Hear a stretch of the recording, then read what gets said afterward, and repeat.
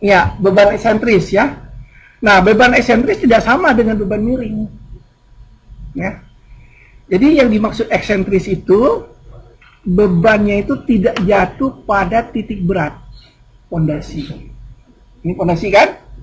Nah, kalau beban yang tidak eksentris, mau miring apa, tapi beban ini jatuh pada titik berat. Sini. Artinya apa? Simetris dia. Jadi beban ini didukung oleh semua alas.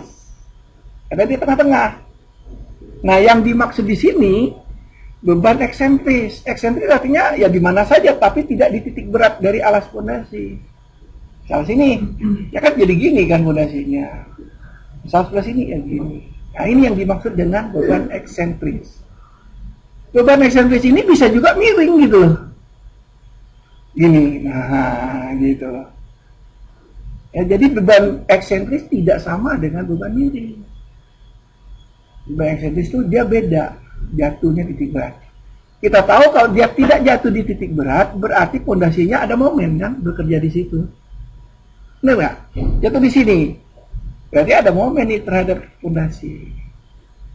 Nah, berapa momennya? Yaitu beban dikalikan eksentrisitasnya.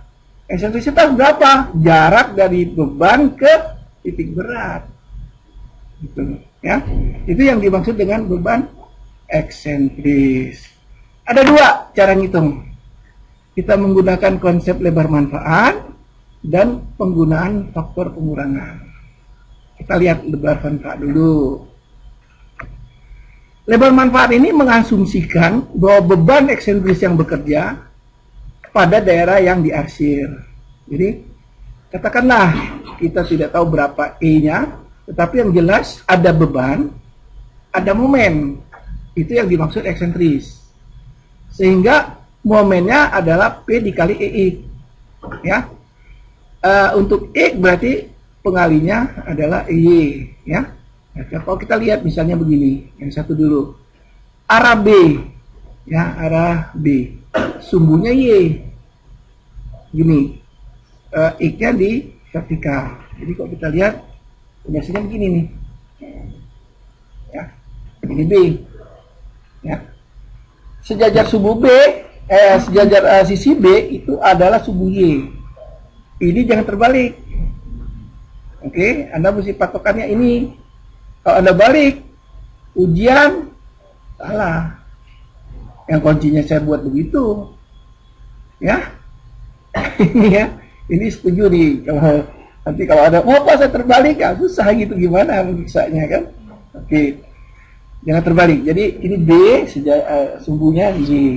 Sehingga nanti kita harus cari eksentrisitas EY.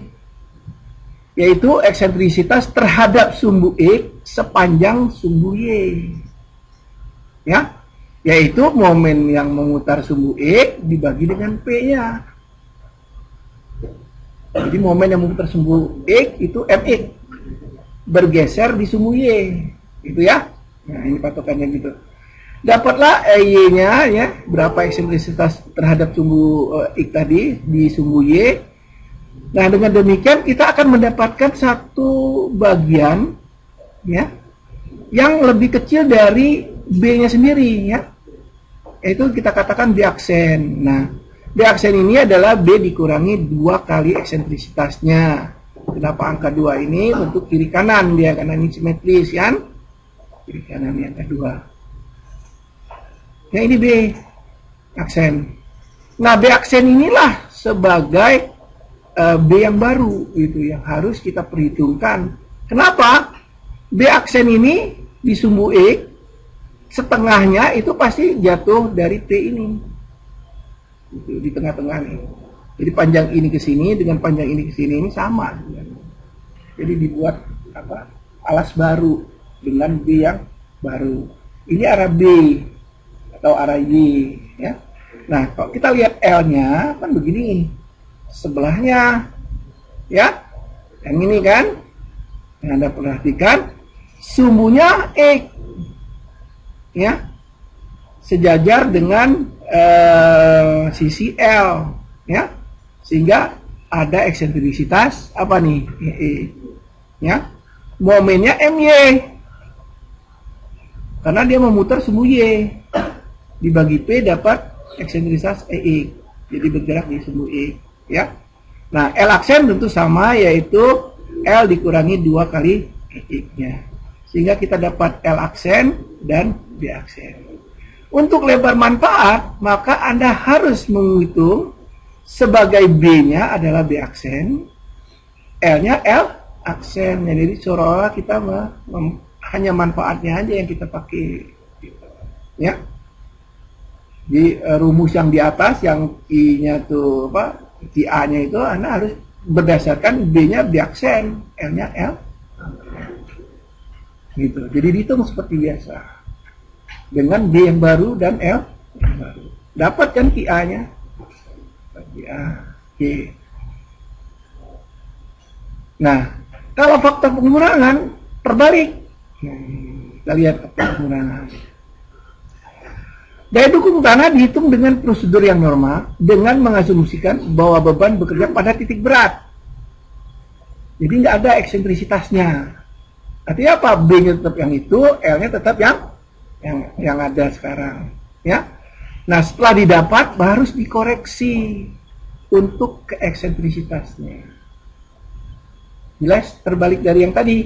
Jadi ngitungnya biasa dulu dengan B yang asli dan L yang asli. Kita dapat QA. Nah, setelah dapat baru cari eksentrisitas koreksinya. Untuk tanah yang kohesif ini koreksinya arah arah Y, ya, E kan? Arah X, Y, gitu. Ya, ini juga jangan terbalik, sehingga untuk tanah kohesif ada rumusnya, untuk tanah non kohesif juga ada rumusnya. Nah, setelah Anda dapat QA yang didapat dengan yang asli tadi, dia reduksi dengan yang kita dapat. Oke, nah apabila momennya hanya satu arah aja, tentu ini bukan nol di sini. Rumus ini jangan nol, kalau nol ya habis kan semuanya. Jadi tidak dipakai salah satu kalau salah. Kalau dua-duanya dia ada eksentrisitasnya, berarti dua-duanya ada kan? Gitu kan. Jadi baca rumus ini bukan tidak ada itu tidak boleh dianggap nol gitu. Jelas maksudnya ya. Nah, dengan demikian Anda mendapatkan QA yang sudah ada faktor pengurangannya. Itu yang kita dapat untuk tanah kohesif ini rumusnya, tanah non kohesif ini. Sampai di sini jelas nggak ini? Jadi cara nyari sama, ya, tetap rumus yang di atas terzaki. Cuman bedanya kalau lebar manfaat Anda mesti cari B aksennya dulu dan L aksen, hitung, dapat QA langsung dapat itu ya. Nah, setelah itu kalau Anda menggunakan faktor pengurangan, Anda harus ngitung biasa dulu. Jadi lebar dan anunya sama, cari, setelah dapat baru dikoreksi. Oke? Anda perhatikan rumusnya hampir sama nih sebenarnya ya. Jadi kalau kita lihat hitung-hitungannya tuh nanti mungkin akan sama ya. Exactly tepat sama itu nggak mungkin karena beda ini. Ya. Oke. Sampai di sini berarti untuk beban eksentris sudah saya jelaskan. Tinggal kita lihat bagaimana ngitungnya yang sebenarnya. Itu dengan contoh soal. Ya.